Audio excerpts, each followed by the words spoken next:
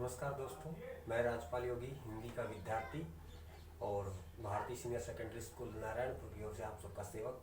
दोस्तों, कोरोना महामारी के कारण लंबे समय से विद्यार्थियों के अध्ययन में व्यवधान हो रहा था, इसीलिए मैंने online study Rajpal sir Hindi classes और भारतीय एजुकेशन हब के नाम से आपके सामने उपलब्ध करवाई गई है। आज हम कक्षा 12 का पहला प्रकरण है भाषा, लिपि एवं व्याकरण के बारे में अध्ययन करेंगे। इसमें भाषा के बारे में हम आज से जानकारी लेंगे। दोस्तों, हमारी जो मातृभाषा है हिंदी, बच्चों के दिमाग में सबसे पहले यह फीलिंग होती है कि हिंदी तो बहुत ही सरल भाषा है, लेकिन जैसे जैसे हम इसकी गहराई में जाएंगे तब हमें इसका अनुभव होता है कि वास्तव में हिंदी भाषा सरल है या कठिन है। लेकिन फिर भी आज हम इसको बहुत ही सरल ढंग से मैं आपके सामने अभिव्यक्त कर रहा हूँ। आपको सीखना है कि वास्तव में भाषा क्या है। दोस्तों, हम बात करते हैं भाषा की कि हमारी जो मातृभाषा है, मातृभाषा कौन सी है? हमारी हिंदी। हिंदी जो है वो हमारी मातृभाषा है। हिंदी क्या है? हमारी मातृभाषा।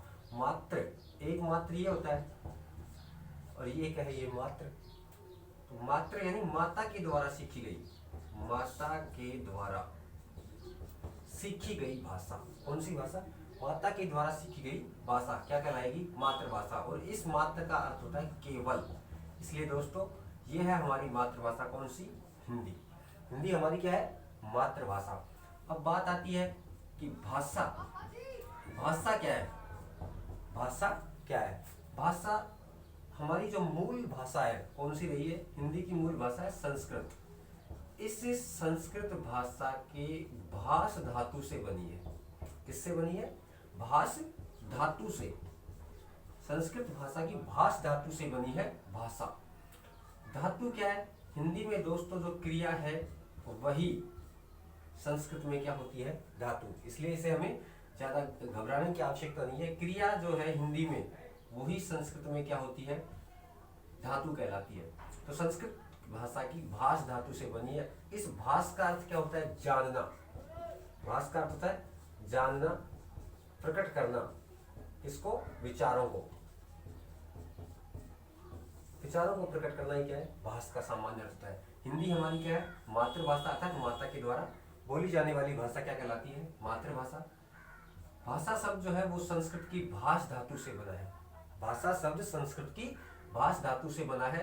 धातु का अर्थ होता है हिंदी में क्रिया, इसका अर्थ होता है भाष का जानना, प्रकट करना या विचार प्रकट करना। मनुष्य एक सामाजिक प्राणी है। सुबह से लेकर शाम तक उसको अनेक क्रियाकलाप करने पड़ते हैं और उन सब में उसे भाषा की आवश्यकता पड़ती है। या अपने मन के भावों को दूसरों के सामने अभिव्यक्त करना पड़ता है, तभी जाकर के ये पूरी संस्कृति चली हुई है। बात आती है कि व्यक्ति दूसरों के सामने, कई बार तो ऐसा होता है कि हम दूसरों के सामने सांकेतिक रूप से अपने मन के भावों को प्रकट कर देते हैं। कई बार ऐसा होता है कि दूसरों के सामने हम अपने लिख करके विचारों को प्रकट करते हैं, कई बार मौखिक रूप से प्रकट कर देते हैं विचारों को। इसलिए सबसे पहले हमें जानना है किसको? भाषा की परिभाषा के बारे में जानना है। भाषा की परिभाषा। अब बात आती है किसकी? परिभाषा की। भाषा की परिभाषा वह माध्यम जिसके द्वारा व्यक्ति अपने विचारों या मनोभावों को दूसरों के सामने प्रकट करता है, वो माध्यम ही क्या कहलाता है? भाषा कहलाता है। वह माध्यम जिसके द्वारा, वह माध्यम जिसके द्वारा व्यक्ति अपने भावों अथवा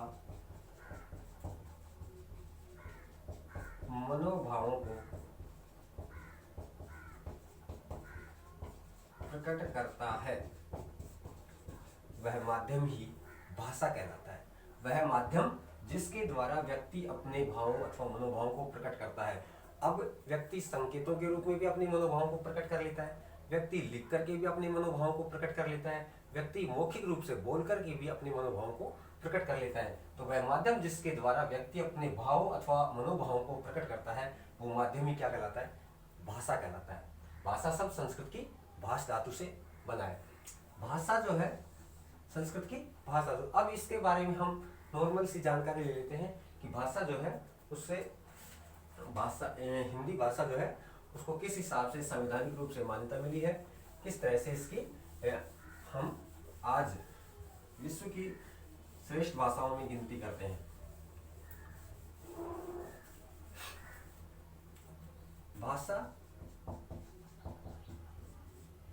कौन सी है हमारी? हिंदी। ये है हमारी मातृभाषा। हिंदी हमारी राजभाषा है। हिंदी हमारी क्या है?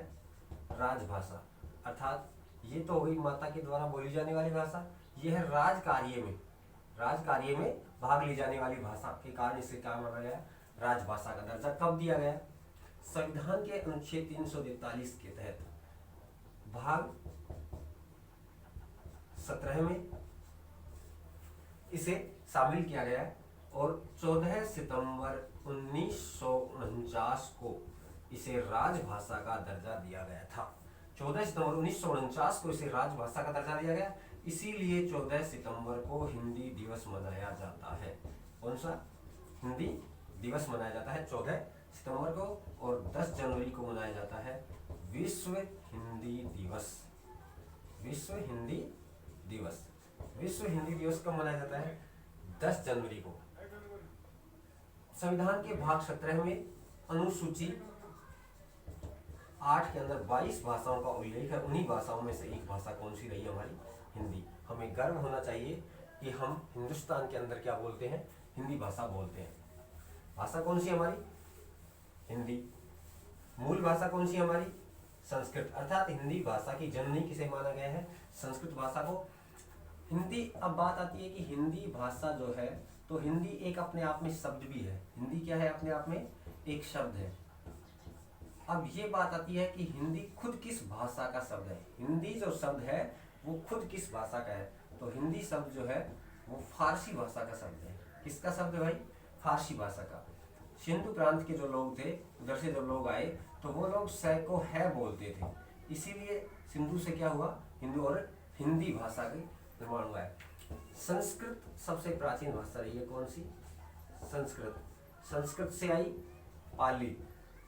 संस्कृत से कौन सी भाषा आई? पाली। पाली से आई प्राकृत, अपभ्रंश। प्राकृत से अपभ्रंश, और अपभ्रंश का शौरसेनी रूप। अपभ्रंश का कौन सा है? शौरसेनी रूप है।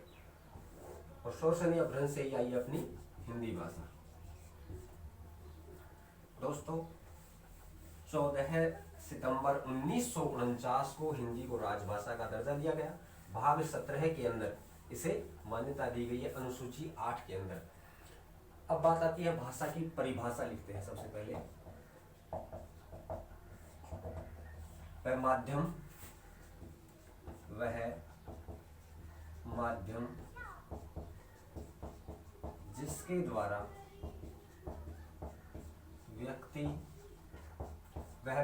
जिसके द्वारा व्यक्ति अपने भावों अथवा विचारों को दूसरों के सामने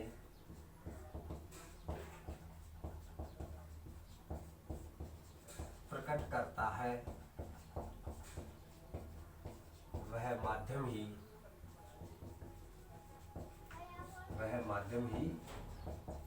भाषा कहलाता है। वह माध्यम जिसके द्वारा व्यक्ति अपने भाव अथवा विचारों को दूसरों के सामने प्रकट करता है, वह माध्यम ही भाषा कहलाता है। ये तो हो गई इसकी परिभाषा। अब इसके आते हैं भाषा के भाग, कि भाषा के कौन कौन से भाग हैं। सबसे पहले आता है सांकेतिक, फिर आता है मौखिक, फिर आता है लिखित। 3 माध्यम हो गए भाषा के, सांकेतिक, मौखिक और लिखित। जब व्यक्ति अपने मनोभावों को संकेतों के रूप में अभिव्यक्त करता है, कई बार जैसे मैंने आपको इशारा किया, तो ये हाथ से जो ध्वनि उत्पन्न हुई है, ये सांकेतिक है कि मैं आपको अपनी ओर आकर्षित कर रहा हूँ, बुला रहा हूँ। दूसरा, मैंने इस तरह से कहा कि रुको रुको, मैं खुद ही वहाँ पे आ रहा हूँ। तो ये सारे क्या है? संकेत हैं। रेलवे स्टेशन पे जब ट्रेन का हॉर्न बजता है, तो यात्रीगण जो है ना, वो उनको सूचना मिल जाती है कि हाँ ट्रेन आ गई है और उसके जाने का समय है।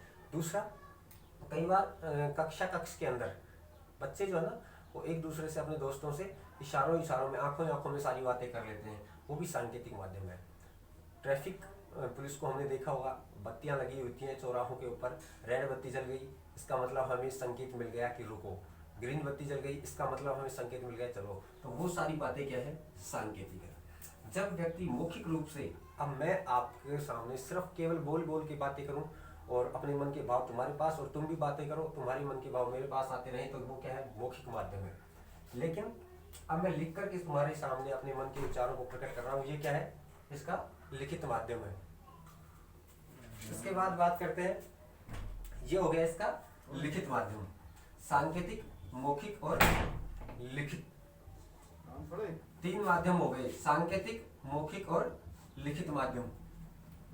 सांकेतिक हो गया मौखिक भाषा और लिखित माध्यम। राजा जयसिंह जिस समय अपनी रानी के मोहपास में बंधे हुए थे, उसी समय उसका जो दरबारी कवि था बिहारी, उसने उसके पास में लिख करके एक दोहा भेजा था, नहीं पराग नहीं मधुर मधुर, नहीं विकास एकाल, अली कली ही सो बिंदो आगे कौन हवा।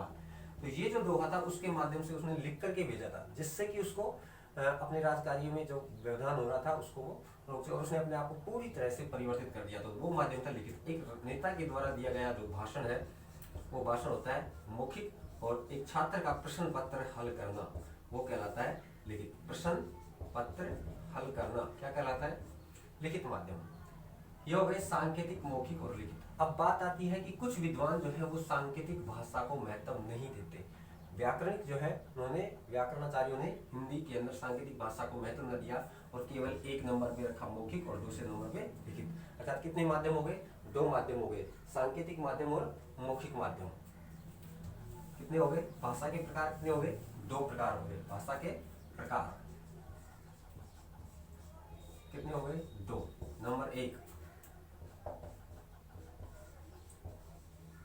लिखित, जब व्यक्ति अपने मनोभावों को लिख करके, जब व्यक्ति अपने मनोभावों को दूसरों के सामने लिखकर अभिव्यक्त करता है, वह भाषा का लिखित माध्यम होता है। जब व्यक्ति अपने मनोभावों को दूसरों के सामने लिखकर अभिव्यक्त करता है, वह भाषा का लिखित माध्यम होता है। अब लिखकर के अभिव्यक्त, एक छात्र जो है वो प्रश्न पत्र हल करता है, प्रश्न पत्र हल करना वो क्या हो गया, भाषा का लिखित माध्यम। बहुत सी बार ऐसा होता था कि जब हम छोटी कक्षाओं में पढ़ते थे उस समय हमें अपनी बात को, किसी बात को अपने दोस्तों तक पहुंचाने के लिए छोटी सी पर्ची बना करके उस पर लिख करके दूसरों के पास में संप्रेषित कर देते थे, भेज देते थे। वो हमारा क्या था, बात करने का, भावों को प्रकट करने का लिखित माध्यम था। उसके बाद आता है मौखिक माध्यम। मौखिक, जब व्यक्ति अपने मनोभावों को दूसरों के सामने मौखिक रूप से अभिव्यक्त करता है, जब व्यक्ति अपने मनोभावों को दूसरों के सामने मौखिक रूप से, अर्थात मौखिक रूप का मतलब बोल करके प्रकट करता है, तो वह माध्यम कौन सा हो जाता है, मौखिक माध्यम। ये एक नेता के द्वारा दिया गया भाषण हो सकता है। एक नेता जो है उसके द्वारा दिया गया जो भाषण है वो क्या हो गया, मौखिक रूप। सबसे पहले हम बात करते हैं भाषा की। भाषा क्या है, हमारा माध्यम है बोलने का। भाषा, हमारी मातृभाषा कौन सी है, हिंदी। उसकी जो जननी है, उसकी जो मूल भाषा जो रही है हमारी संस्कृत, संस्कृत से आई पाली, पाली से आई प्राकृत, प्राकृत से अभ्रंश और अभ्रंश का शोर से निरूप। हिंदी भाषा जो है उसको संवैधानिक मान्यता के रूप में 14 सितंबर 1949 को स्वीकार किया गया। इसीलिए हिंदी भाषा जो है उसको 14 सितंबर को हिंदी दिवस मनाया जाता है। विश्व हिंदी दिवस 10 जनवरी को मनाया जाता है। उसके बाद हम भाषा के बारे में बात करते हैं कि भाषा जो है वो भारोपीय परिवार की, विश्व के अंदर 10 परिवार बने, भाषाओं को 10 भागों में बांट दिया गया। तो भारत प्लस यूरोप, भारत और भारत प्लस यूरोप में जो भाषा बोली गई वो कहलाई भारोपीय, भारोपीय भाषा परिवार। तो हिंदी किस परिवार की भाषा रही है, भारोपीय परिवार की भाषा रही है। संविधान के भाग 17 अनुच्छेद 8 में 22 भाषाओं में से एक भाषा कौन सी रही है हमारी, हिंदी भाषा है। हिंदी भाषा को दो भागों में विभक्त किया गया है। कौन कौन से हैं? लिखित और मौखिक। जब व्यक्ति अपने मनोभावों को दूसरों के सामने लिखकर अभिव्यक्त करता है तो वह लिखित माध्यम हो गया। एक छात्र का प्रश्न पत्र हल करना। जब व्यक्ति अपने मनोभावों को दूसरों के सामने बोलकर के प्रकट करता है तो वो उसका हो गया मौखिक माध्यम। अब बात करते हैं कि लिखित और मौखिक भाषा में भी इनकी भी आवश्यकता क्यों पड़ती गई है, इनका भाषा की इनकी सबकी आवश्यकता क्यों पड़ी, फिर इसके अंतर के बारे में जानेंगे। फिर हम भाषा के अंग कौन कौन से हैं जिससे भाषा की रचना हो रही है, भाषा का निर्माण हो रहा है, उनके बारे में अध्ययन करेंगे। आपको ध्यान से इसके बारे में जानते रहना है क्योंकि हिंदी भाषा इतनी सरल नहीं है जितना हमने इसको बना रखा है, इतनी हमारी विचारधारा है। देखो इस भाषा की आवश्यकता या महत्व, सबसे पहले हमारे पूर्वज जो थे उनसे प्राप्त ज्ञान को जानने के लिए, अर्थात इतिहास को जानने के लिए हमें किसकी आवश्यकता पड़ी? भाषा की आवश्यकता पड़ी। कई बार हमने देखा शिलालेखों के ऊपर भी लिखा हुआ मिलता है। वो सारी चीजें जो इतिहास जो है वो हमें पता चल रहा है, वो किसके कारण पता चल रहा है? भाषा के कारण। पूर्वजों का जो ज्ञान है, उस पूर्वजों के ज्ञान को जानने के लिए हमें किसकी आवश्यकता पड़ी? भाषा की। इतिहास को जानने के लिए, पूर्वजों से प्राप्त ज्ञान को जानने के लिए, और हमारी जो संस्कृति है उसे बचाने के लिए, संस्कृति को जानने के लिए, इसे बचाने के लिए, आने वाली पीढ़ियों को भी ज्ञान की प्राप्ति हो, उसके लिए हमें किसकी आवश्यकता पड़ी है? भाषा की। इतिहास को जानने के लिए, पूर्वजों से प्राप्त ज्ञान को और संस्कृति को बचाने के लिए हमें किसकी आवश्यकता पड़ी? भाषा का हमारे जीवन में अनेक तरह से महत्व रहा। उसके बाद में बात करते हैं लिखित और मौखिक भाषाएं, जो दो भाषाएं हैं इनका प्रकार है, उसके अंतर क्या है? लिखित और मौखिक भाषा में अंतर। परिभाषा तो हो ही गई। वह माध्यम जिसके द्वारा व्यक्ति अपने मनोभावों को अथवा विचारों को दूसरों के सामने प्रकट करता है, वो माध्यम ही क्या कहलाएगा भाई? भाषा कहलाता है। उसके बाद है अंतर, किसमें? लिखित में और मौखिक भाषा में क्या अंतर है? अंतर किस किस में? लिखित भाषा में और मौखिक भाषा में। इधर लिखते हैं हम लिखित भाषा, इधर लिखते हैं मौखिक भाषा। लिखित भाषा में क्या होता है? वाक्य जो है बड़े होते हैं या लंबे लंबे वाक्यों की रचना होती है किसके अंदर? लिखित भाषा में। क्योंकि हम कई बार देखते हैं कि बहुत बड़े, कई बार कामायनी नाम का जो महाकाव्य है उसमें तो एक एक पृष्ठ के वाक्य हैं, कि वाक्य कैसे होते हैं? बड़े। और मौखिक रूप से जो बोलते हैं उसमें तो हम छोटी छोटी बातें करते रहते हैं, बोलते रहते हैं, तो इसमें वाक्य क्या होते हैं? छोटे होते हैं। इसमें वाक्य लंबे होते हैं, बड़े होते हैं, वाक्य छोटे होते हैं। यह जो है स्थायी होती है। लिखित भाषा कैसी होती है? स्थायी होती है। इसमें किसी प्रकार का हम परिवर्तन नहीं कर सकते, झूठ नहीं बोल सकते। एक बार जो हमने लिखित में एग्रीमेंट कर दिया, लिख करके बोल दिया, उसमें किसी प्रकार का कोई झूठ नहीं चल सकता। तो ये स्थायी होता है और ये अस्थायी, अर्थात इसमें परिवर्तन हो जाता है। इसको हम परिवर्तनशील बोल सकते हैं। इसमें परिवर्तन हो जाता है और इसमें परिवर्तन नहीं होता है। वाक्य बड़े लंबे होते हैं, इसमें वाक्य छोटे होते हैं। यह स्थायी होती है। इसमें कृत्रिमता होती है, कृत्रिम अर्थात बनावटीपन। जब हम, अब मैं मौखिक रूप से आपके सामने इन सबको बातों को बताऊंगा तो अलग ढंग से बता पाऊंगा। अगर लिखना होगा तो हमें इसमें नए नए शब्दों का प्रयोग करना पड़ता है और कृत्रिमता होती है, जबकि इसमें स्वभाव, और एक प्रत्यय लगाएंगे तो स्वभाव प्लस एक प्रत्यय जहां भी लगता है उसका पहला वर्ण दीर्घ हो जाता है। स्वाभाविकता, स्वभाव होता है, मूल शब्द तो क्या है? स्वभाव, लेकिन एक प्रत्यय लगते ही क्या बन गया? स्वाभाविक। इसमें क्या होती है? स्वाभाविकता होती है। इसमें हम देखते हैं कि लिखित भाषा जो है ना वो पूरी तरह से व्याकरणिक नियमों को आधार बना करके लिखी जाती है। तो इसमें स्थानीय जो बोलियां हैं, स्थानीय बोली का प्रभाव नहीं पड़ता और इसमें स्थानीय बोली जो है उस स्थानीय बोली का प्रभाव होता है। देखते हैं अंतर किसमें? भाषा में। भाषा के दो प्रकार हो गए, लिखित और मौखिक। लिखित भाषा में वाक्य बड़े और लंबे होते हैं, इसमें वाक्य छोटे होते हैं। यह स्थायी होती है, यह अस्थायी होती है, यह कृत्रिमता से युक्त होती है और ये स्वाभाविक होती है। बनावटीपन होता है उसमें, इसमें बनावटीपन नहीं होता है, इसमें परिवर्तन होता है। स्थानीय बोलियों का प्रभाव होता है और इसमें हम देखते हैं कि स्थानीय बोलियों का प्रभाव नहीं देखा जाता है। उसके बाद अंतर के बाद में हम बात करते हैं कि भाषा के अंग कौन कौन से हैं। भाषा के अंग कौन कौन से हैं? भाषा भी है, वो बनी किस किस से है, अर्थात भाषा के अंग। भाषा के अंग, मूल रूप से भाषा का जो पहला अंग है वो है वर्ण। भाषा की सबसे छोटी इकाई वर्ण कहलाती है। भाषा की सबसे छोटी इकाई, जिसके भाषा की सबसे छोटी इकाई क्या कहलाती है? वर्ण। अर्थात यह लिखित भाषा की सबसे छोटी इकाई है। लिखित भाषा की सबसे छोटी इकाई क्या कहलाएगी? वर्ण कहलाती है।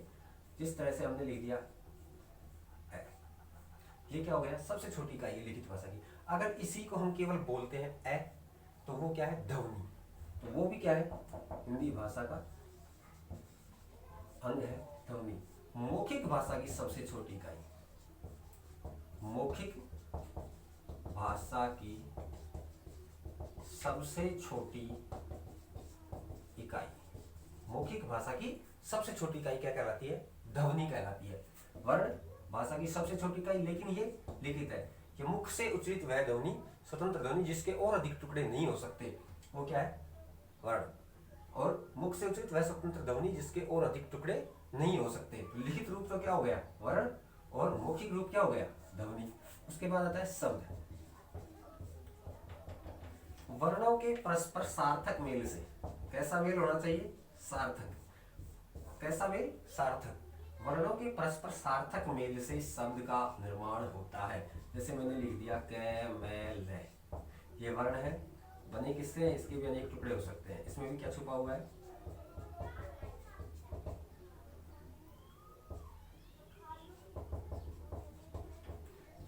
इनको मिलाकर के किसका निर्माण हुआ है? कमल। कमल एक पुष्प का भी है, किसी का भी नाम हो सकता है। जो सार्थक मेल है, इसलिए ये क्या हो गया? एक शब्द हो गया। इसी तरह से अगर हम इन्हीं वर्णों को घुमा फिरा करके लिखें, जैसे ये लिख दिया ल, मैं, क, वो सेम वर्ण है, लेकिन इसको हम शब्द नहीं कह सकते क्योंकि इसके अंदर कोई सार्थकता नहीं है। अर्थात स प्लस अर्थ, जिसका कोई अर्थ उत्पन्न नहीं हो रहा है, तो इसको हम शब्द नहीं कह सकते। उसके बाद आता है वाक्य। नंबर 4 पे आता है वाक्य। वर्ण, ध्वनि, शब्द और वाक्य, शब्दों के परस्पर सार्थक मेल से, या कहा जाए कि वक्ता और श्रोता का जिस